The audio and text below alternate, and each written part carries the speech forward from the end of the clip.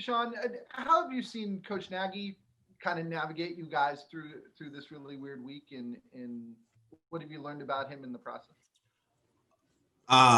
With Coach Neg is one of the things he haven't wavered. I think that the thing is he just always seemed like he have a grasp on things when it comes to situations like this. And you think about a situation like yesterday, we're already in the intensive protocol.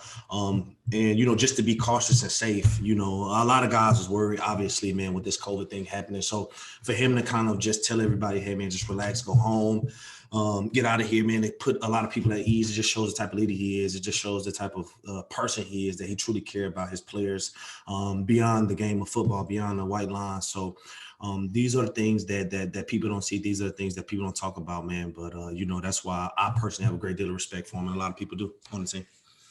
Did you feel JJ? Oh, go ahead, Pat. Go ahead. I was going to say, did you feel nervous just kind of being in the building? Man. I think after the first one, it kind of was, when you walk into these situations, you understand that there's going to be positive tests. That's just the nature of this business. But when you get another one, naturally, I think that me personally, speaking for myself and people that I've talked to, people kind of begin to get nervous. There's another person, a leader on the team, a guy who a lot of people have interaction with in Cody. So, naturally, I think a lot of people kind of was on the fence. But again, I think that that's just a testament to show how Cody was, man. He made sure he had on the mask. He made sure that he had everything going on to make sure that he protected himself, even though I don't think he knew he had it, but he's a pro's pro. So when they say wear your mask and do the things that's necessary to keep the team safe, he's a guy who do it. And that's why it wasn't a complete outbreak, because guys like him was able to do the things necessary. JJ? Tashaun, kind of along those lines, how have you adapted to this intensive protocol where like locker room usage is discouraged and it's only grab and go lunch, in the cafeteria? Just how has that disrupted your day to day, and how have you adapted to that? I mean, it's a little different. I think that, once you're in this, it's a little different. The interaction is cut to a minimum. The practice, wearing the little face mask and having to separate from 6 feet from your teammates, man. And, when you get to the sideline, those are the times to talk about ball and talk about things that's going on in practice, just doing what you do as a pro.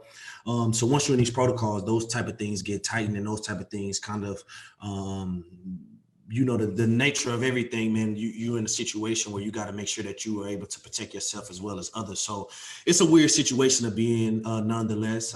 This is our second time being in it, so I think that we're kind of starting to get used to it. But it does put a little weird dynamic on an already weird situation in itself. So that's part of being a pro. You just got to adapt to it and go from there. Hub?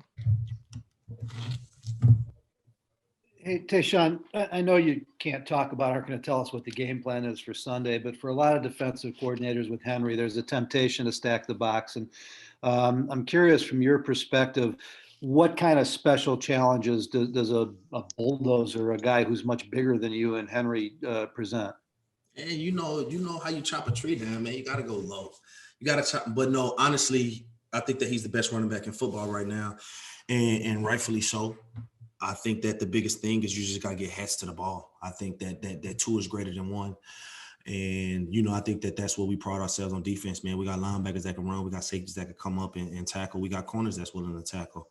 We got a D-line that's obviously capable of doing stopping the run and playing the pass. So with that, it's just about getting heads to the ball. We know where the offense runs through him.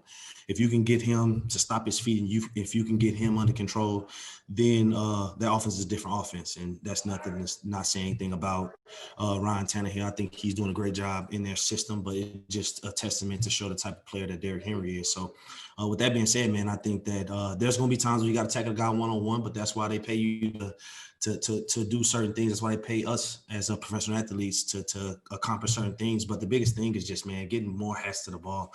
The more you can get swarming them, man, the better the outcome can be. I mean, you see certain teams had success against them when they was able to get a lot of heads to the ball. But at the end of the day, they still have weapons on the outside that can still beat you. So if you want to stack the box and put 8 in the box, they got more than capable receivers to be able to hit big plays, man. And so it's just kind of, it's just kind of game plan feel, man. You Coach Pagano, what he feel is whatever he's calling, whatever the flavor of that day, he gonna call, man. It's up for us to execute it. Mark Grody. Tashaun, is there anybody that you would compare Derrick Henry to, present or past? Have you ever gone up against somebody like him? No, I haven't been able to go against nobody like that. I don't think I played the Brandon Jacobs, the Eddie Georges, the big, huge running backs. I haven't been able to play the guys who look like they should be playing DN or something like that. He looked like he needed to be on the defense side of the ball.